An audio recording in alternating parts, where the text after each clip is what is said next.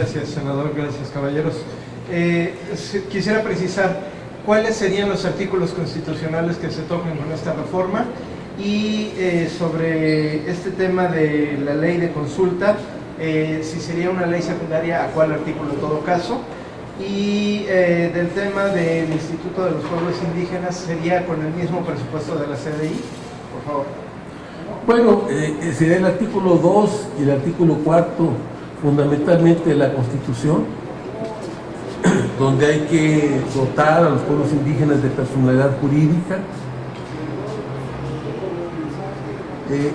La ley es una ley de reforma del artículo, la ley de la consulta, debe quedar plasmado en el tema, el derecho a la consulta de los pueblos indígenas debe quedar plasmado en el artículo 4 de la Constitución. Y la ley es una ley secundaria, precisamente a este artículo 4 de la Constitución. El instituto debe de retomar dos temas importantes. Parte de lo que se ha hecho en CDI, parte de lo que ha sido toda la experiencia de las instituciones que tienen que ver con los pueblos indígenas, entre otros el INE, el Instituto Nacional Indigenista a nivel nacional, pero también debe de impulsar políticas transversales. Hace algunos años se planteaba que si el 10%, el 15% de la población del país es indígena, el 10, el 15% del presupuesto debería dedicarse a atender a los pueblos indígenas del país. Entonces, y debe ser una política transversal, que lamentablemente no sucede en el país, que todos los programas sociales del gobierno tengan que atender a los pueblos indígenas. Es decir, la idea es computar todo en el propio instituto. Así es.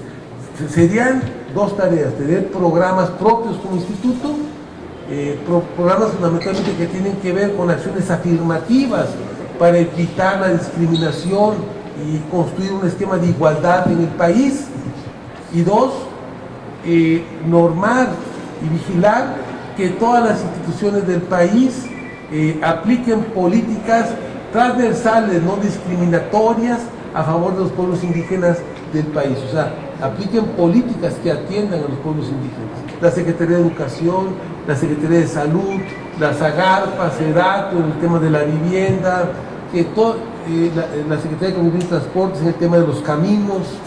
Este programa que plantea Andrés Manuel de las 300 carreteras, y sin lugar a dudas que busca fundamentalmente atender el rezago del aislamiento de importantes regiones, muchas de las cuales en ellas vive población indígena de México.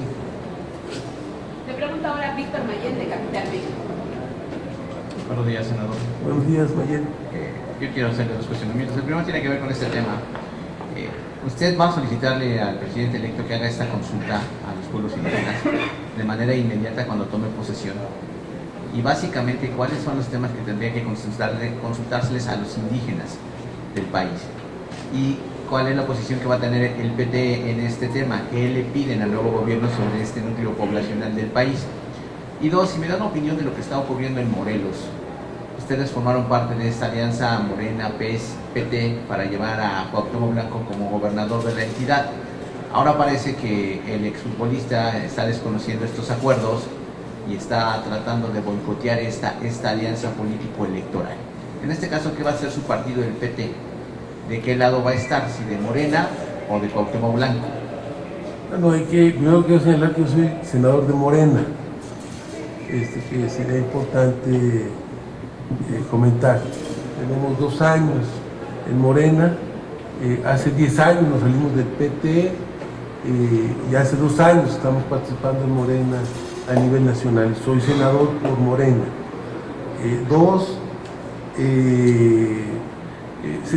Nosotros planteamos que debe hacerse la consulta, no necesariamente cuando entre el nuevo gobierno, porque yo creo que la consulta hay que empezarla a hacer pues, en estos días, en estas semanas, en estos meses. Se puede hacer previamente a asumir el gobierno. ¿Qué debe de consultarse a los pueblos indígenas? Si tú quieres hacer un programa de reforestación sobre las tierras de ellos, pues tendrás que tomarlos en cuenta, tendrás que escuchar las opiniones de ellos. Si tú quieres hacer un ferrocarril donde se afecten tierras de los pueblos indígenas, pues tienen que consultarlos.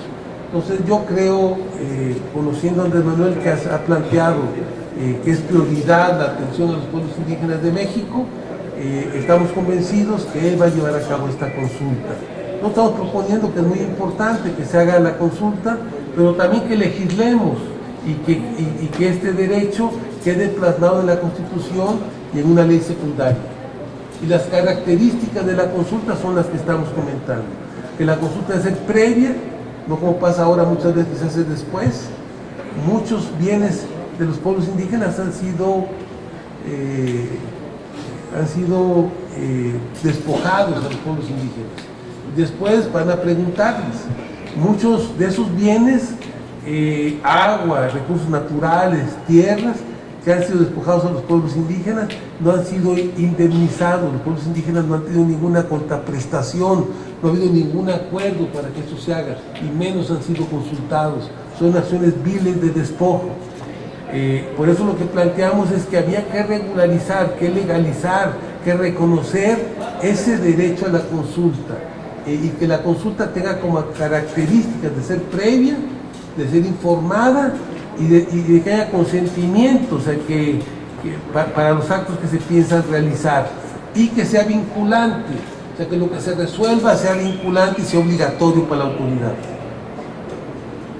¿Y de lo de Cuernavaca, de lo de Morelos? Bueno, yo creo que ahí lo que hace falta es diálogo.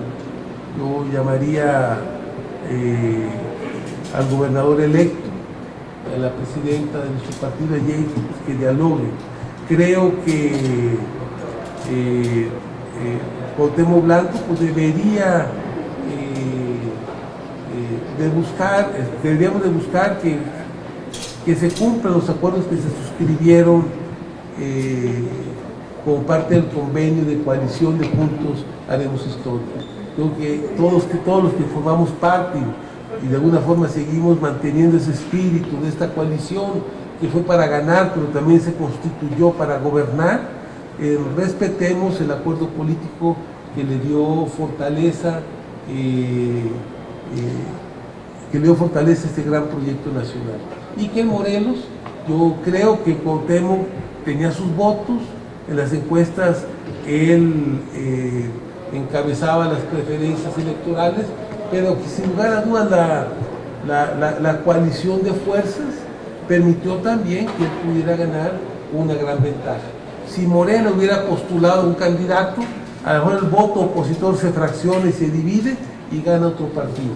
Creo que parte de la victoria tuvo que ver con la coalición, con la unidad de todas las fuerzas democráticas, progresistas y de izquierda de Morelos y del país. Si Morena no hubiera ganado Cuauhtémoc Blanco, no pudiera yo dar la certeza sobre eso, pero es claro que probablemente si Morena hubiera ido solo y Cuauhtémoc por su lado, seguramente el voto opositor se hubiera dividido y hubiera podido haber ganado algún otro partido. Yo creo que Cuauhtémoc era un líder y era claro que él encabezaba desde antes de la coalición las preferencias electorales de Morelos. Pero aquí él tiene que reconocer también que su triunfo es un triunfo de todos y que todos participamos en la coalición y que hay que respetar los acuerdos que se tomaron. Muchas gracias. Muy buenos días. Gracias.